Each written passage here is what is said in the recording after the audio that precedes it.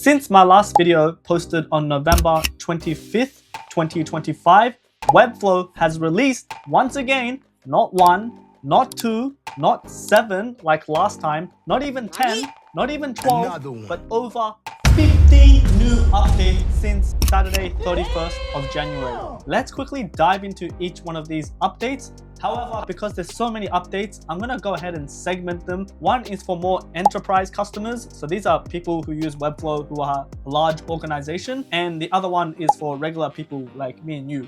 Myself, currently freelance, solo, wannabe YouTuber. So let's quickly get with the enterprise changes. So the first update is that Webflow AI, which I kind of explained earlier in the previous videos, is enabled default on enterprise plans. So this is very, very straightforward update. It's just literally a toggle that is now on automatic. Let's move on to the next one. Next-gen CMS is now available for enterprise customers. And this is a really, really crazy thing. So from my understanding of reading this article, they're gonna make this much faster, much more streamlined, etc.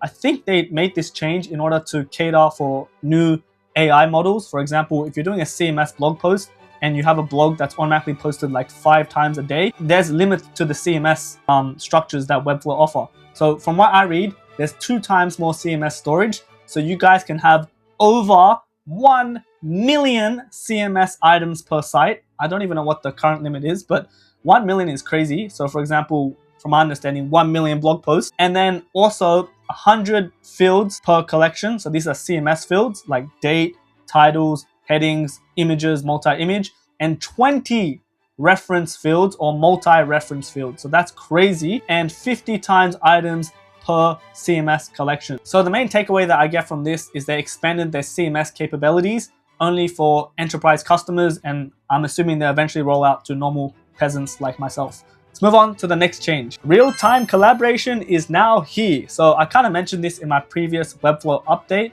but in the past, only one person can edit the website at the same time in terms of the code. Otherwise, you can just edit CMS items. But now you can have a whole bunch of team members similar to Figma or making changes to your Webflow site all at once. And again, I don't see the appeal of this if you're just a small company or just a freelancer. It's probably still better to just have one person doing it.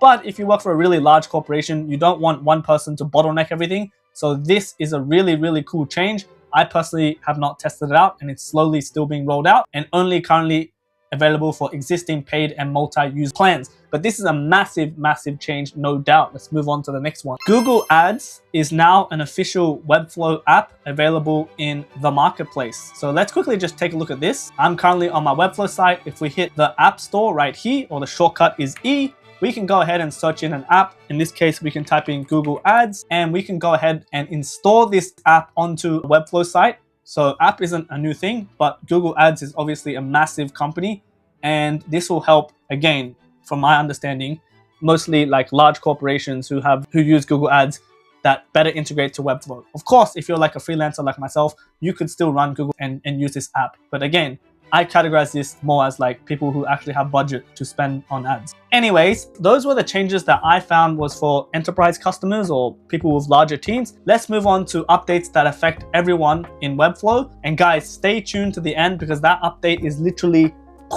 mind-blowing. All right, let's get straight into it. Starting with Webflow Locale. So Webflow Locale isn't a new thing. You have to pay like a monthly plan or a yearly plan in order to translate your site to different languages. But Webflow has now made it that if we go back into locale, which is at the very top, you can actually hit plus right here to add new locale. So they just upgraded the user interface. Furthermore, we can now go into quick search, which is Command E, and we can just type in that locale language. For example, in this case, there was a French. So it says switch to French, and this will go ahead and change to the French. That is the change. Let's move on to the next one. So the next change is Webflow Analyze. So you can purchase this subscription, which allows you to analyze your Webflow site even more. And the great thing about this is literally built and released by Webflow. It's literally one of their products. So you're not using a third party like Hotjar or Google Analytics or Microsoft or anything like that. And they created 2 updates. One is just for more analytics, more in-depth detail, as you can see from these screenshots. Very cool stuff. They also made a secondary update that allows you to view goals in Analyze and Optimize. So you can set some sort of metric goals etc. Unfortunately, guys, I'm not subscribed to this. I haven't used it at all, so I can't actually show you, but I'm sure it's great. And it's, again, like I mentioned, because it's built by Webflow, it integrates with Webflow like seamlessly, obviously. Like, for example, I haven't even used it, but notice this screenshot. It says auto goal click engagement target. Like, the target is in a blue text. I don't know if this is true, but that is almost reminiscent of like a CSS class. I'm sure you can hold Alt and click into target and it turns back into the default. That's what I'm saying. I haven't used it, but anyways, it's good to know that Webflow is still updating their own analytics system, and I'm sure this is a great revenue stream for them. Let's move on to the next update. So the next two updates are in regards to GSAP, and GSAP was recently acquired by Webflow and allows you to animate stuff even better in a high level overview. So GSAP now supports Lottie animations directly, and it also allows you to create set action and target elements much better. The next update was in regards to spline. There's actually a visualizer similar to programs like After Effects where you can even ease your animations even further. So let's quickly take a look at this. Again, guys, I'll be very honest, I had not used GSAP that much, but in order to get there, we just go ahead and hit over to interactions on the right hand side. And at the very bottom where it says version, you can change it from classic to interactions with GSAP new. And obviously I have a major prediction that they're going to change this UI eventually. But right here, you can see we can create GSAP animations. So for example, we can click and we can go ahead and see this timeline at the bottom. And this is the new way of creating animations, more like After Effects where you actually see a timeline. But the changes that we mentioned was we can click add action. It now has a set state right here. And it also allows you to play a Lottie file, which is fantastic. The secondary thing, like we mentioned, if we hit the plus button, so if we click out of this GSAP and hit plus, you notice we actually have a spline integration right here, where we can go ahead and drag in a spline animation by pasting in the URL. So you can see this is a dummy spline, and we can go ahead and apply easing to this specific animation by hitting animate spline right here. And we can go ahead and open up this curve right here, which I'm assuming is new. So we have this curve visualized. And again, forgive me if this is not the actual thing, but I'm assuming you can change the easing to be custom right here. And then you can go ahead and just change the points like so. So this is reminiscent of like After Effects, and this is very powerful stuff given how literally everything is web-based. We don't need to install After Effects. It's literally web-based. That's the crazy part about Webflow. These are cool updates, especially if you're a motion designer and you really offer clients these custom animations that typically cannot be done, or it's not efficient to be done using the classic interactions right here. Let's move on to the next update. Quick access to edit your website. And this, honestly, when I first saw this, is pretty sneaky. So if I go into my website, www.dereksu.com.au, and I'm already logged into Webflow, I can go ahead and put at the end of the URL, $update, and hit enter with no S, so just update. And this will go ahead and take me into the Webflow designer view, which is actually crazy. So as you can see, my URL just completely changed, and now it's loading Webflow, and now I'm literally in an edit mode. So you can see on the top left, it says edit right here. So this allows me to edit text, allows me to edit images, etc. I got a feeling that this is going to be the new editor, and they're going to sack the legacy editor that's currently on Webflow. So that's sad, but there it is. Let's quickly move on to the next change. Preview the canvas as a marketer or content editor. So this is pretty interesting stuff.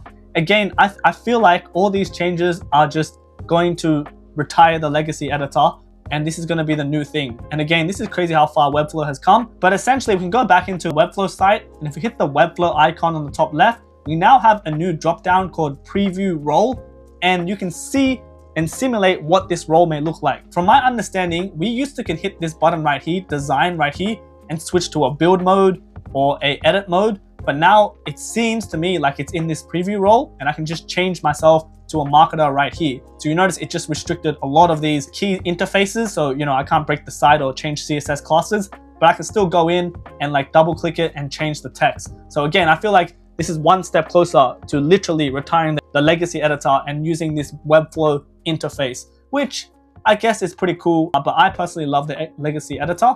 And this also allows us to see what it may look like for this person who has been assigned this specific role. So then we can know what they can and cannot do. Let's move on to the next crazy change. Edit content in interactive elements. Finally, guys, this is crazy stuff. So in the past, like I said, if a client, and by client I mean someone who doesn't know Webflow and who is definitely not a front-end developer, because they're two different things, guys. One is understanding the Webflow and the interface. The other is actually being a coder, a front end, like understanding CSS, Flexbox, all that stuff. But in the past, in the legacy, you could not actually edit interactive elements. So these are like sliders, these are nav bars, these are drop downs, these are tab components. But now, if we head back to a Webflow site right here, and I'm currently on a preview role as a marketer, which I explained in the previous update. So this is simulating me as a marketer. I can of course click into different text and images and change it, but this specific section right here is actually a tab component. So if I actually hit this, you'll notice it has that tab icon right here. We can click this drop down and switch between different tabs. This is fantastic. So now we can just click into the canvas and make that edit. Previously, this was not possible, like, believe it or not. And obviously we can do this with sliders, and we can also do this with drop down. Finally, this is a pretty big change in my opinion. This gives the client much more flexibility to edit their site. Let's move on to the last and final update. But before I do that, there is one tiny Webflow update, and that is easier setup and better performance for code components. So again, I'm not going to claim that I understand what this really means, because this seems to me like this is more for like people who actually code, perhaps not even front end, it's more like back end. But essentially, from my understanding of reading this, you can now write your code and import your code in a more unified way. So if I go to the developers doc, you can see right here, we can just configure everything by using this specific code right here, or this global style right here, where I'm imagining in the past you had to like write 6 different codes to integrate a certain code. Again, I'm just making all this up, but that's what I read from all of this stuff. It's just more streamlined, more integration, etc. And again, this is clearly back-end development. Clearly. Anyways, without further ado, let's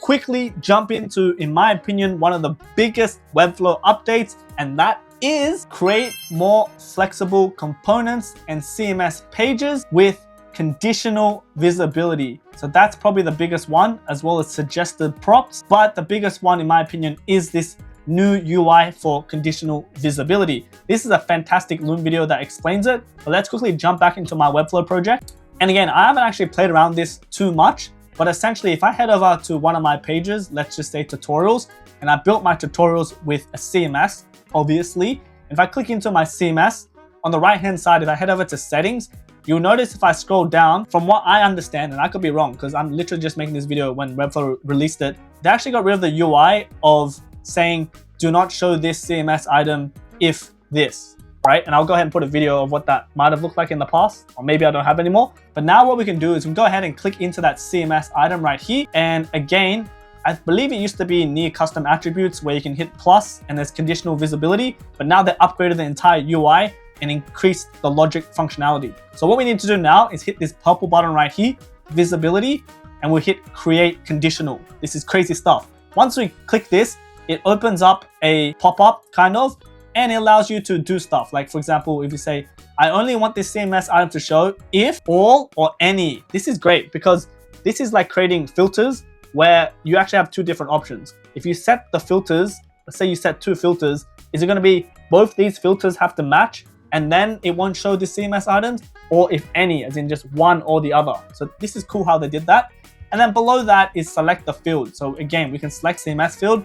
Let's say, for example, I have a created on right here. So I only want to show CMS items that is created on exactly a certain date right here.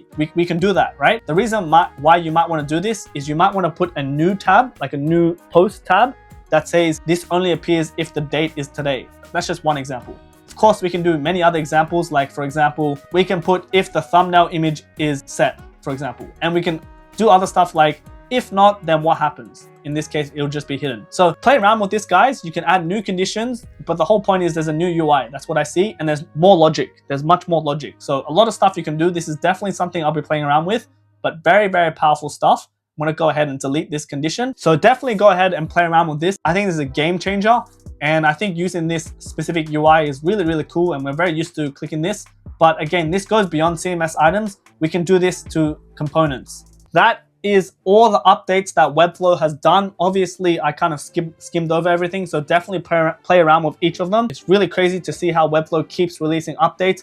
I just really hope that it doesn't turn into WordPress and literally just die out, you know what I mean? Also designed a post, which I never actually posted, which is like a petition for a Webflow Lite. What do you guys think about that? So a Webflow Lite is like restoring the old Webflow version so that people who don't need all these crazy functionalities, it's just a very simplified like way of using Webflow. Because my fear is that Webflow is going to keep like adding all these like new features, and it's gonna, you know, be too much, too hard to learn or something, and like people will be deterred from using it. Maybe it's great for like enterprise customers, but it's not great for like someone who's just starting out. You know what I mean? So that's what I mean by like a Webflow Lite is a mode where like people can just go in and just use only certain features, you know, like a light mode, you know what I mean?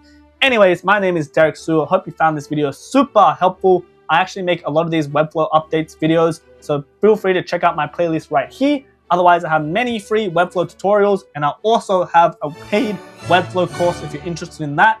If not, all good. Please give this video a like and a comment. It really helps me out, and I'll see you guys in the next one. Peace!